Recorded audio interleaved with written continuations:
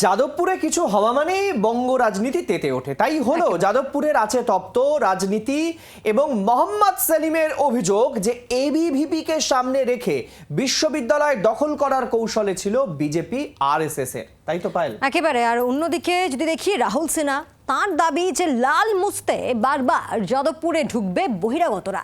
এদিকে এবিভিপি যে বিজেপি ছাত্র সংগঠন নয় তা স্পষ্ট করলেন শ্রমিক ভট্টাচার্য।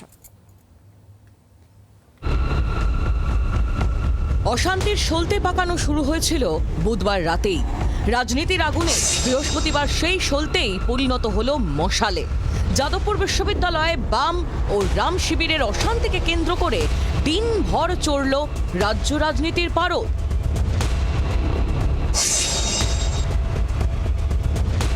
এবিভিপি ও বাম ছাত্র সংগঠনগুলির অশান্তির মধ্যেই এদিন যাদবপুর থানায় যান মুখ্যমন্ত্রীর দপ্তরের প্রতিনিধি ননী ধর। আন্দোলন যাতে শান্তি শৃঙ্খলার পথে বাধা হয়ে না দাঁড়ায়, দুপক্ষকেই সে বার্তা দেন তিনি।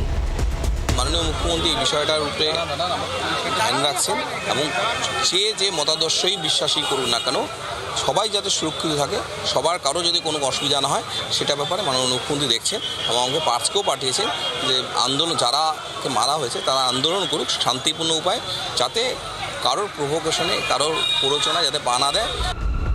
মুখ্যমন্ত্রীর দফতর থেকে শান্তির বার্তা এলেও রাজনীতির পারদ এতটুকু কমেনি।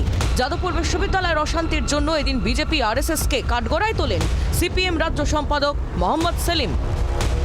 পরিকল্পিতভাবে সংঘীরা এইপি নাম করে, এমনকি স্থানীয় এমএলএ, বিজেপির নেতৃত্ব, তৎকাল যারা বিজেপি হয়েছে, কিছু উঠতি মস্তান যারা এলাকায় তোলাবাজি সাম্রাজ্য বিস্তার করতে চায়, তারা উৎসাহিত হয়েছে।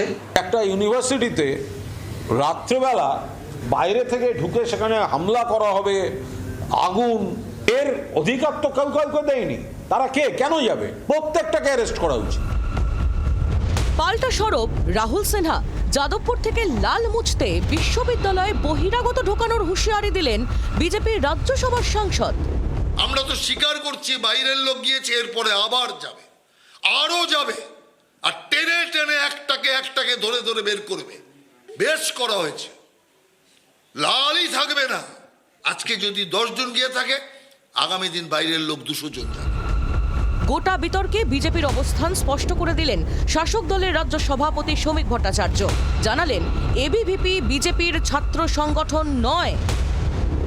অখিল ভারতীয় বিদ্যার্থী পরিষদ বিজেপির কোনো ছাত্র সংগঠন নয়। তারা তাদের মতো করে ক্যাম্পাসে কি করবে সেটা সম্পূর্ণ তাদের বিষয়। ক্যাম্পাসের ভিতরের কোনো বিষয় নিয়ে বিজেপি হস্তক্ষেপ করবে না। কিন্তু ক্যাম্পাসের বাইরে যদি কোনো জায়গায় গণ্ডগোল ছড়িয়ে পড়ে, কেউ যদি পেশি শক্তি দেখিয়ে প্রাসঙ্গিক হওয়ার চেষ্টা করেন, তো স্বাভাবিকভাবেই সেখানে বিজেপির বিধায়ক যাবেন।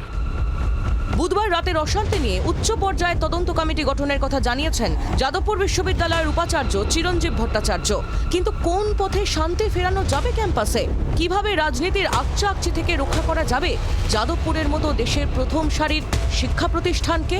প্রশ্ন থেকেই যাচ্ছে। ব্যুরো রিপোর্ট, জি 24 ঘন্টা।